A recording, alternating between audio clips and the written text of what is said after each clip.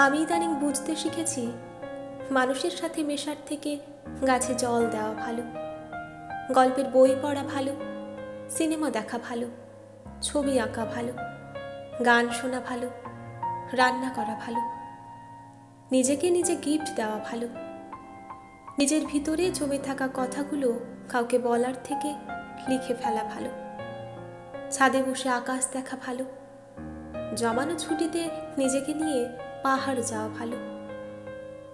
এসব নিয়ে থাকতে থাকতেও কোনো ঘুম না আসা রাত্রে হঠাৎ করে খুব একলা লাগলে পাশ বালিশকে জড়িয়ে ধরে জমানো জল ছড়িয়ে ফেলা ভালো। তবু মানুষের সাথে মেশা ভালো না, কারণ মানুষ মিশে যাওয়ার পরেই পিষে দিয়ে যায়। আমি আবার ক্লান্ত পথচারী, এই কাঁটার মুকুট লাগে ভারী।